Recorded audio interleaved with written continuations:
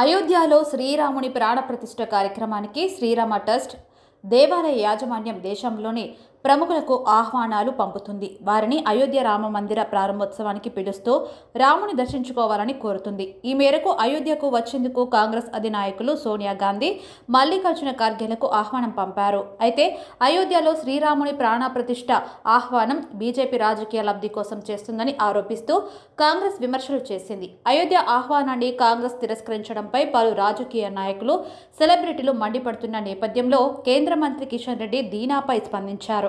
కాంగ్రెస్ అధినాయకత్వం అయోధ్య ఆహ్వానాన్ని తిరస్కరించడం సరికాదన్నారు కిషన్ రెడ్డి. కాంగ్రెస్ హిందూ వ్యతిరేక ధోరణి మరోసారి బయటపడిందని ఆయన వ్యాఖ్యానించారు.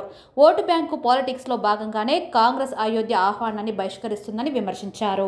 జనవరి 22 కోసం దేశమంతా ఆతృతగా ఎదురుచూస్తుందని, దేశం మొత్తం అయోధ్య వైపు చూస్తుంటే కాంగ్రెస్ తన వక్రబుద్ధితో దూరంగా ఉండాలనుకుంటుందని ధ్వజమెత్తారు. హిందువులకు సంబంధించిన ప్రతి అంశాన్ని కాంగ్రెస్ రాజకీయం చేస్తుందని మండిపడ్డారు. అయోధ్య కేసు విచారణ సమయంలోనూ కాంగ్రెస్ వితండవాదం చేసిందని ఫైర్ అయ్యారు.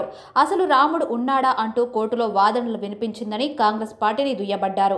కాంగ్రెస్ ఇలానే ప్రవర్తిస్తే రాబోయే రోజుల్లో ప్రజలే ఓటు రూపంలో బుద్ధి చెబుతారని కేంద్ర మంత్రి కిషన్ రెడ్డి పేర్కొన్నారు. అయితే ఇప్పటికే కాంగ్రెస్ అధిష్టానం అయోధ్య ఆహ్వానాన్ని తిరస్కరించినట్లు పేర్కొంది. అయోధ్యలో జరగబోయే ప్రాణ ప్రతిష్టకు కాంగ్రెస్ నాయకులు వెళ్లడం లేదని, అయోధ్యలో శ్రీరాముని ప్రాణ ప్రతిష్ఠ కార్యక్రమాన్ని కాంగ్రెస్ బైకట్ చేస్తున్నట్లు ప్రకటించింది. దీంతో కాంగ్రెస్ పై సోషల్ మీడియాలో నేటిజన్లు దుమ్మెత్తిపోస్తున్నారు. కాంగ్రెస్ ఈ మతపరమైన వివాదాలు తెరలేపేందుకు చూస్తుందని అంతా మండిపడుతున్నారు. మరి కాంగ్రెస్ తీసుకున్న ఈ నిర్ణయాన్ని దేశ ప్రజలు ఎలా తీసుకుంటారో, రానున్న ఎన్నికల్లో ఈ ప్రభావం ఏమైనా చూపనుందా అని రాజకీయ వర్గాల్లో జోరుగా చర్చలు నడుస్తున్నాయి.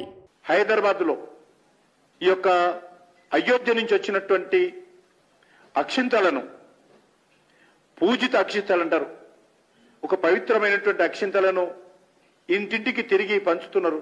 దేశమంతా, దేశంలో కాదు అమెరికాలో ఉన్నటువంటి హిందువులు ఇందాల్లో వెళ్తా ఉన్నాయి. అనేక దేవాలయాలు మాకు ఫోన్ చేస్తున్నారు, మాకు రాలేదు అక్షింతలు. నాకు కూడా అటువంటి అక్షింతలు ఇంటింటికి ఒక పవిత్రమైనటువంటి భావజాలంతో పంపిణీ చేస్తూ ఉంటే, ఒక భక్తి భావజాలంతో పంపిణీ చేస్తూ ఉంటే, నిన్న సికింద్రాబాద్లో మన తెలంగాణ పోలీసులు అడ్డుకొని పోలీస్ స్టేషన్లో కేసు నమోదు చేశారు. దేశంలో ఎక్కడ జరగలే ఇంతవరకు. This the first case in India.